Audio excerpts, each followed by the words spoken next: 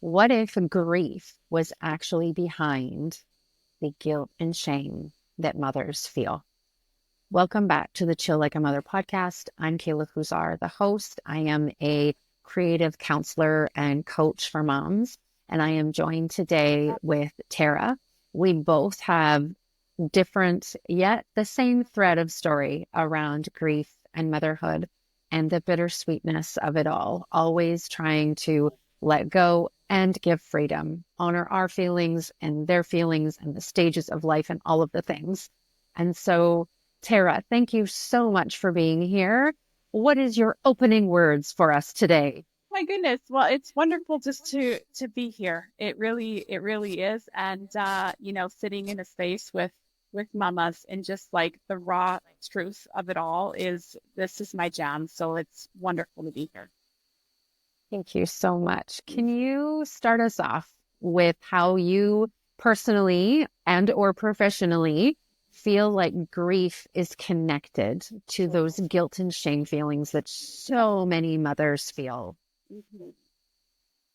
So I think when I think about grief, I think and how it is connected with shame and with guilt is I think coming into motherhood, we have an expectation or we have this vision of what things are going to look like. And, and it does not look like that once we get into it. And in that, when things are kind of falling flat, when things are going off track, when things are kind of hitting us in the face, when we're dealing with, when our kid is one of those kids, if you will, um, Mhm. there can be a lot of guilt and shame that comes up around it. What kind of mother am I? Have I done something wrong? What's wrong with me? What's wrong with my child? A lot of that kind of narrative can start playing into it, which leads into so many other feelings, that I relate to grief. It's a whirlwind, it's to kind of the emotions, but to be able to kind of pick those things apart. As mamas, we beat ourselves up a lot, and guilt and shame are a real thing. And also they breed and they fester, in spaces of silence. And so to be able to have some truth to that, be able to bring some truth to how you're feeling and the realness of your reality as it is, not that what you thought it would be, or you think it should be, but that takes a lot of courage, a lot of bravery, and a ton of vulnerability. Yes. Do you have a story that you'd like to share with everybody today in relation to that? I do. It's near and dear to my heart. And before I kind of get into the intricacies of my story, I do want to preface it by saying I am a mama of two kids at ages 24 and 9. Both my kids have given a blessing to share about them. They're part of my story, and it's something that I share, sometimes in my clinical setting as well, because it makes it real. You know, Sometimes I think as a professional in the mental health space, there can be a perceived notion of like, she knows what she's doing. And I will tell you, I'm way better with other people's kids than I am with my own, but, especially my son, it has been very open. We have talked very, very openly around his mental health journey, and my daughter as well. So both of my kids, they don't fit in a box. They're kind of the pushback type. They're not following. They're kind of paving their own path. And so there have been some difficulties around that. But where this had all started for me was really in the teenage years with my son. And so we started to notice some different behaviors that were going on later, as he was 19 and kind of a on our knees moment, a plan for suicide, ended us up into the hospital with a diagnosis coming right after that of bipolar type 2 and ADHD, which, was shocking at the time, and a hard one to swallow, but at that point, it made so much sense. Well, even in that, there was for me this trial that I had. Did I cause this? What did I do? What could I have done? Should I have told him? Could I have intervened sooner? And that's where guilt and shame came in. And I carried that for many years, throughout those teenage years, and even after the diagnosis. And it wasn't until, I had this moment where somebody had mentioned idea of grief to me. And I thought, for me, growing up, grief always meant, and I thought, but he didn't, you know, nobody, he's still here. But really, when I thought about it, it almost, that was my relief. Like, let this be. And Mm. so much by being preoccupied with worry and concern and fear of what was going on for him. I missed out on so many years of my baby daughter, because I was concerned and checking in, just preoccupied with what he was or was not doing. I missed out on things that I think as a mom, you just expect, like a nice family photo at graduation. Now that was tricky, and there's a story behind that, which we won't get into, and I'm sure you'll appreciate that.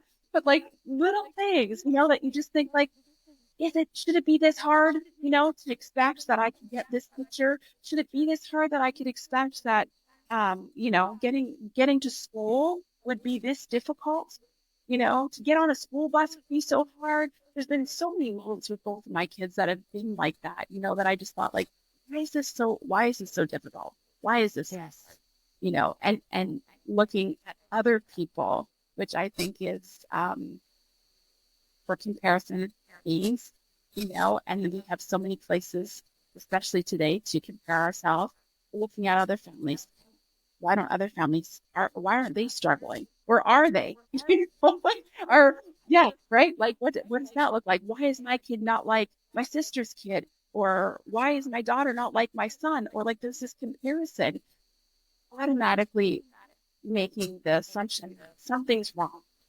Something is either I've done something wrong or there's something wrong with them. And if there's something wrong with them, what are the things that I don't want to say because that's too ugly to mention. So grief really played a role, and I am a firm believer, and you gotta name it to tame it, And I had been calling grief by many different things throughout those years, fear, anger, worry, sadness, there was a lot of all of those things. But when I grouped it together and really looked at kind of this idea of ambiguous grief and all of the things that I lost along the way that didn't play out in the way that I hoped that they would or that I thought that they should, it was just different. That was my reality. Yeah. And tell me, I'm most curious about how that grief showed up, like in your body and in your words. Oh, yes. In my body, I was so tight. So I carry all my stress up top. My shoulders are usually a nice earring, a nice accessory. Yes. And so, but even in that, I really didn't clue in to like, that's what it was. I always thought, oh, it was at the time when this was really kind of getting really wild for us in those years. I was nursing my daughter at the time. And so, she was brand new. There's 15-year difference between my kiddos. And so, I thought, well, maybe maybe this pain is due to this, like maybe that's what this is. It never went away. And now I know that's where it's held. And I know when it creeps back in, I know what's going on and I know how I can soothe that. I can kind of go inward instead of thinking so much, but going inward and on that. I mean, those years were, there's some trauma there for sure, so even when things start to lives in BC, so he's 2 provinces away, and the fear is still there. And so there are times where, maybe I've sent a text message and I haven't received that instant response back, or an hour's gone by, or it hasn't shown up as delivered. I can feel these shoulders start to climb and I know what's happening. My nervous system is going, is he dead in the ditch? That's my worst. So that's where I go, and now I've kind of got this practice where I can understand. I know where I go and I know what it takes for me to come back down, to bring my nervous system back down. So that's typically where it shows up. There are other places that it has shown up for me. That is almost like a numb tingling, starts kind of like a gut hit almost, and then like a numb tingling. And I have experienced that a couple of times, and that's when I know, like, I'm in trouble. I need some support. Can we zoom in on that process, that like going from noticing to resourcing your way out of it, through it, around it, in like the practical, but also the practical and emotional kind of how to. Yeah, you bet. I've always thought that I'm a fast person, that I'm a fast mover, and I've realized my rhythm really isn't that fast. And so when I'm in that, my tendency is to buzz around and do, like move very, very, very quickly. And so when I start to notice that my body is responding in that way and holding something, it is my first indication to sit my butt down physically, ground myself and get back to the basics. Breath, water, and feel. I'm a headsy gal. I like to think a lot about a lot, but I don't like to feel about a lot. So it is kind of that thing of like, okay, what's here? Let's have this conversation. Mm. Let's have this out. What is here and what needs to process? And sometimes it comes out in a flood of tears. Other times it's anger. So it depends on kind of what's important. Acknowledge exactly what the feeling is, then I can process it. What my process looks like is often through writing, through journaling, doing unconscious writing. I can just kind of like brain dump and then feel. So often I'll set a timer, down on paper, don't pick up until the timer kind of goes off. And not for the sake of going back and reading everything, I don't understand any of that process. Often that's usually what happens. And if it's feelings of anger, sometimes it's, those are heavier feelings, bigger feelings for me that are harder for me to feel. Easy for me to push down and call it frustration or something like that.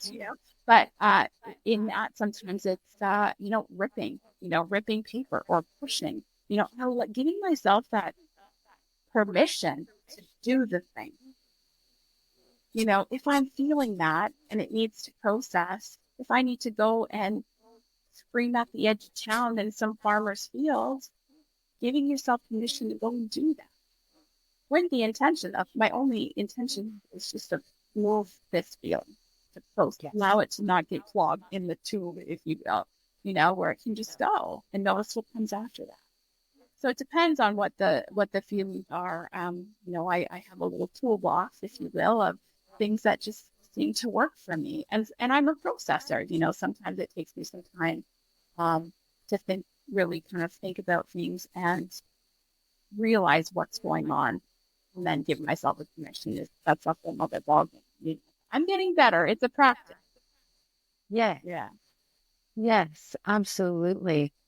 I I remember when my youngest was born and flood of mixed emotions and undiagnosed mental health things.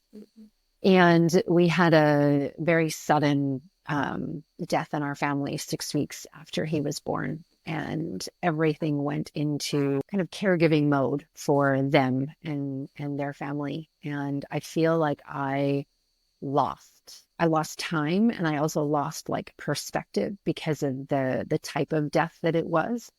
Um, and I didn't call it grief then. I called it, resentment and rage. And I don't even think I would have called it anxiety then, but that's how it showed up in my body was like this jitteriness, similar to yours, this like propulsion forward, just stay busy and it'll be okay. Just stay busy. Don't stop. Don't rest. Don't think. Don't feel. Just do.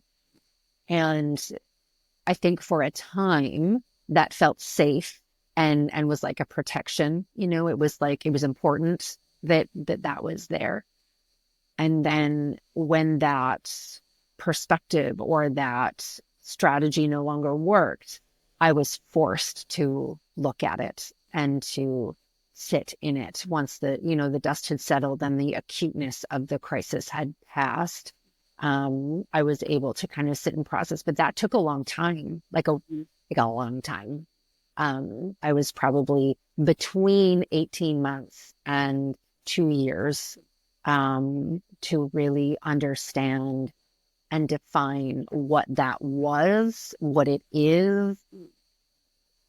How do we navigate now moving forward? And felt like I was kind of like robbed of that experience, that new mom experience, and everything that I thought it would be. And and this totally uncontrollable thing happened. Yeah. Yeah. Yeah. It's interesting, right? Because you think about, and I think go back to my own experience, and I think all of that was held, you said 18 months, and for me, it was a couple of years until I was able to kind of be like, holy crap, what just happened? What is this thing? But after having kind of the awareness and being able to acknowledge what it is, I found it's gotten so much easier. So even when I am getting the somatic sensory kind of stuff that's going on, I'm noticing what's going on in the body. I know where it's coming from. So I can have some nutrition and I can meet myself with gentleness and grace and go, of course, you're health. And we're not there yet, and you're allowed to feel this way. So let's feel it. And sometimes, even in being able to validate for myself is enough. Okay. That it gets a lot quicker. I think about it as like a rebound almost. It gets a lot faster. I'm getting, a little bit better, but just being able to acknowledge, hey, I see what's going on here. I know what's happening and I know why. And of course. What unsolicited advice at this point, because we're not being asked, would you give to someone who is listening, who finds themselves in this place of, I thought it was guilt and shame, or maybe it still is, but I feel sad, or I feel like I'm on autopilot because things aren't as I thought they would be, or life has thrown me a curveball and now I'm not able to enjoy or be present or whatever I so desperately wanted to be present with. Giving yourself permission, what it is you're feeling. Feelings they're not logical. It doesn't mean anything about you, but we have that I guess notion that, how we're feeling represents us, and it doesn't have to be that. So, especially when I'm working with clients, it is something that I will ask, like what is the darkest thing here? Like, what is sitting there? What is sitting on your heart? And sometimes it might be something like, this is not the kid I wanted to come out of. And to say that and watch what happens, allow them space to be able to get that out and notice what happens after the fact. It's like a huge exhale that you can feel. So I think getting really honest around, what are you feeling? What is going on in your mind? What are the thoughts that you're too scared to say? And where's the place that you can say it? It doesn't have to be to anybody. It can be in a damn journal. But being able to look at that and go, whoa. I've never met a client or a person that have had the bravery, courage to share their story and then tell me, this is what's going on. This is what I'm experiencing today. I've never, not one time, thought, wow, that's interesting. That's very strange you're feeling that way. There's always like a no shit moment where it's like, of course. Yes, you're interested. And often it's like that thing, that really ugly, that's sitting on our heart, that is, we're battling it all the time. We can't say it, but it's always sitting. Is it true? No, it's not true. It's just a feeling. Yes. I loved that question. What's the darkest part of it? Or what's the hardest part of it? And I find that's, clients will come to me with this surface level situation. I want to set more boundaries, for example. Right? Yeah. And then we get deeper into it. And I use expressive arts therapy. So that's often through like a visual or a metaphor or a brain dump or something. And then all of a sudden when we hit the bottom and we can't go any further, I'm like, that's what it is. Once we figure out this thing at the bottom, the boundaries will come easily, or the words from the brain to the mouth will flow. Yeah. We think that boundaries are the thing, or we think that guilt and shame are the thing. But when we dig deeper, when we follow the breadcrumb trail, I like to say to my clients, like, this is what you're presenting with, but this is the origin story. Right. It's way back over here. that's where like the magic and those no shit moments happen of like, oh, yeah, that's what I've been holding on to. Absolutely. It's never a moment, I mean, I think in motherhood, how we show up as mothers or how we present is never the moment.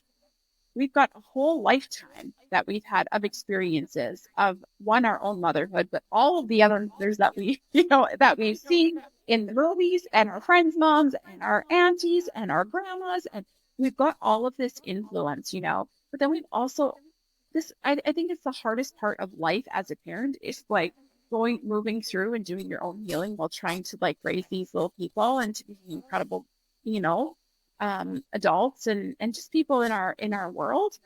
It's the hardest damn thing because we come with our bags packed. They're full. And then we get to this moment where we start to do some digging and get some curiosity around what's not feeling right for me. And then something is feeling off. And now we got to unpack, really choosy on what we want to take with us. A lot of the things I think that we've packed are the shoulds, the expectations. So how do we move through that, take what we want, and leave the rest? But again, that piece of permission comes up of like, what did you,